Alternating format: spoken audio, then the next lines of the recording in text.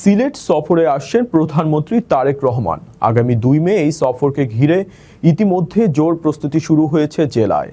সফরের অংশ হিসেবে তিনি বাসিয়া নদীর পুনঃখনন কার্যক্রম সহ একাধিক গুরুত্বপূর্ণ প্রকল্পের উদ্বোধন করবেন। লতিফুর রহমান উজ্জ্বলের প্রতিবেদনে বিস্তারিত জানাচ্ছেন ফারজানা আফরোজ। আগামী 2 মে সিলেট সফরে আসছেন প্রধানমন্ত্রী তারেক রহমান। সফরের অন্যতম প্রধান আয়োজন হিসেবে তিনি উদ্বোধন করবেন শহীদ প্রেসিডেন্ট জিয়াউর রহমানের স্মৃতি বিজড়িত বাসিয়া নদীর পুনঃখনন কার্যক্রম। একসময় সুরমা ও মেঘনা নদীর সঙ্গে সংযুক্ত ছিল এই বাসিয়া নদী। জিয়াউর রহমান তার জীবদ্দশায় এখানে 2 বার সফর করেন এবং নদী খনন কার্যক্রমের সূচনা করেন।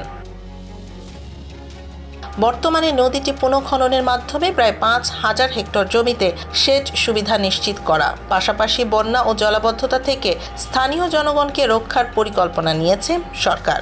আসলে আমরা এই খালটা আগের সময় বাসিয়া নদী নামে ছিল, বর্তমানে বাসিয়া খাল হিসাবে পরিণত হয়েছে। এখানে আমাদের এই বাসিয়া খালে আমাদের কোনো পানি থাকে না। যেমন ভাদ্র মাস শেষেই যখন খুব বন্যার সময় থাকে তখন একটু পানি থাকে, বন্যার শেষেই ভাদ্র মাস থেকে নদীর এই খালের পানিটা চলে যায়, সোজা সুরমা নদীতে চলে যায়। তখন আমাদের দুপাশে যে কৃষকগুলো আছে সম্পূর্ণ আমরা কৃষক, আমি আমার বাবা কৃষক, আমি কৃষকের ছেলে কৃষক, কিন্তু এখন পর্যন্ত আমাদের এই খাল থেকে আমরা কোনো পানি উঠাইতে পারি না।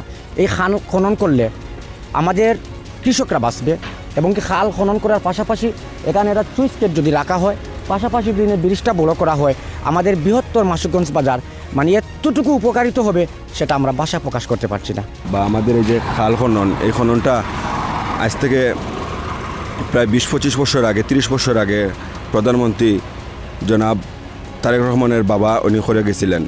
আমাদের জন্মই ছিল না তখন। এই খাল খনন করার পরে আমাদের এই কৃষি উন্নয়ন অনেক ভালো ছিল। আমাদের মানুষে ক্ষেত করে অনেক টাকা উপার্জন করেছিল।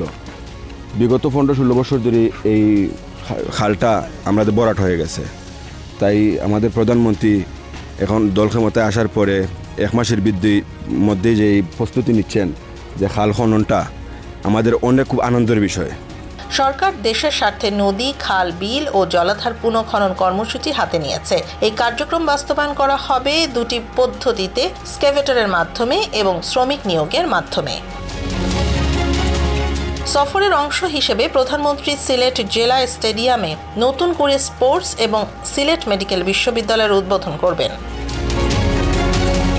এদিকে প্রধানমন্ত্রীর আগমনকে কেন্দ্র করে জোরদার করা হয়েছে আইন শৃঙ্খলা পরিস্থিতি ও নিরাপত্তা ব্যবস্থা। সাজানো হচ্ছে সরকারি ভবন, মেরামত করা হচ্ছে রাস্তাঘাট, বাড়ানো হয়েছে নগরীর পরিচ্ছন্নতা এবং সড়কের পাশের গাছপালার সৌন্দর্য বর্ধন কাজ।